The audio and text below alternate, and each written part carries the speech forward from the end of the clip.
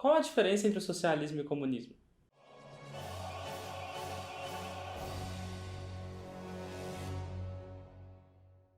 E aí, meus compatriotas, tudo bem com vocês? Meu nome é Guilherme, mas me chamam de Quinoco, e sejam bem-vindos a mais um vídeo do canal CAD Comunista. Nesse vídeo aqui, eu vou estar explicando para vocês as principais diferenças entre o comunismo e o socialismo. Não se esqueçam de se inscrever para mais conteúdos explicativos como esse. Antes de tudo, é importante saber também que, assim como o capitalismo, o comunismo e o socialismo eles são modelos econômicos. Eles não são só um modo de governar ou um estilo de vida, por exemplo.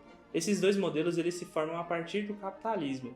Então, para eu falar sobre socialismo e comunismo, eu vou precisar retomar um pouquinho o capitalismo. Hoje a gente vive numa sociedade capitalista, onde uma das principais características é a desigualdade. Muita gente tem dificuldade de fechar a conta no final do mês, enquanto pouca gente tem uma quantidade absurda de dinheiro.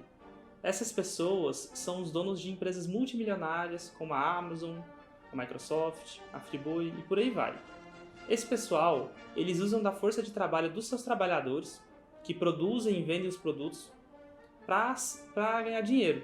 Então a gente pode dizer que eles se enriquecem à custa dos trabalhadores, que os trabalhadores são explorados por esses grandes empresários. A única alternativa para os trabalhadores é o fim do capitalismo, que veio como revolução, a revolução do proletariado, que é quando esses trabalhadores, que são a classe oprimida, se unem contra esses grandes empresários, que são a classe opressora, também chamados de burguesia, e tomam esse poder e essas grandes empresas da burguesia. Só depois dessa revolução que começa o socialismo. Já vou adiantando para vocês que o socialismo e o comunismo ele não são coisas opostas. Eles se complementam. O comunismo ele não existe sem o socialismo e o socialismo ele só existe para chegar no comunismo. O socialismo serve de ponte do capitalismo para o comunismo. É uma etapa de transição, uma fase temporária.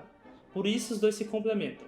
Logo após os trabalhadores tomarem o poder e tomarem as grandes empresas, que são os meios de produção da galera mais rica, essas empresas começam a pertencer a um Estado. Mas não é o mesmo Estado da sociedade capitalista. Ele é um Estado que realmente representa os interesses dos trabalhadores. Assim começa o socialismo. As empresas deixam de ser privadas e elas começam a ser socializadas. A fiscalização do trabalho e da produção vão ser feitas pelos próprios trabalhadores e os trabalhadores eles vão receber de acordo com o que eles produzirem, de acordo com o trabalho que eles fizerem. O objetivo é que os trabalhadores produzam para uma abundância coletiva e não para o enriquecimento pessoal. E isso pode gerar condições para que um dia eles trabalhem para receber o que eles precisam, o que eles necessitam. Pessoas são diferentes. Um é mais forte, outro é mais fraco. Um é casado, o outro não. Um tem filhos e por aí vai. Cada um precisa de uma quantidade diferente de produtos para sobreviver, para ter uma vida boa. Uma família de 6 pessoas vai precisar de um carro maior do que uma família de 2, porque senão não cabe todo mundo lá. Se todo mundo receber igualmente, vai haver uma falsa sensação de igualdade, porque a mesma quantidade de produtos não vai dar para essas duas famílias extremamente diferentes terem a mesma qualidade de vida. Como o socialismo é uma fase temporária, uma ponte, ele ainda vai incorporar alguns elementos do capitalismo. Um desses elementos, por exemplo, sendo o Estado. O Estado no capitalismo, ele tem um papel de força, um papel de regulador. Ele age a favor dos mais ricos, das grandes empresas, normalmente contra os trabalhadores. Isso a gente chama de ditadura da burguesia. No socialismo, esse Estado também vai ter papel de regulador, mas agora ele vai ser a favor dos trabalhadores, porque ele vai finalmente representar realmente a maioria. É uma ditadura do proletariado, que se impõe à burguesia. O socialismo também serve para desconstruir algumas ideias que a gente tem na nossa sociedade capitalista. A ideia que eu falei lá atrás de enriquecimento pessoal. A ideia também é que a sociedade ela consiga se organizar de uma maneira que esse Estado socialista não seja mais necessário. E assim que esse Estado se tornar desnecessário, ele desaparece. Com o desaparecimento do Estado, começamos a sociedade comunista. A sociedade comunista começa quando o Estado acaba, quando não precisa mais de um órgão para fiscalizar o trabalho e a produção das pessoas. Elas mesmas já vão estar acostumadas a fazer isso. Aquelas ideias de enriquecimento pessoal, aquelas ideias individualistas que tinham no capitalismo, foram destruídas no socialismo e as empresas que eram do Estado socialista, elas vão começar a pertencer aos próprios trabalhadores.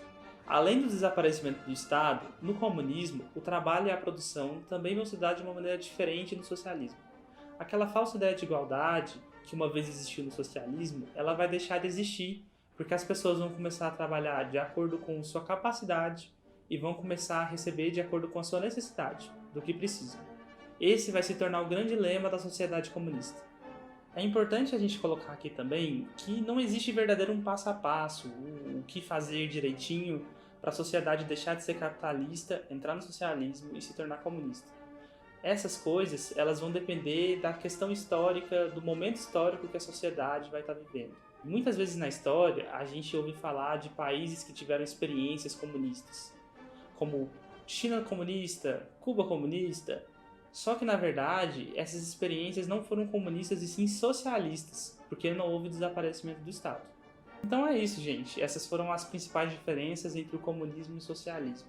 Se vocês tiverem alguma dúvida ou alguma sugestão para um vídeo futuro, deixa aí no comentário, vou estar respondendo, vou estar falando o que eu acho. Não se esqueçam de se inscrever e deixar o joinha.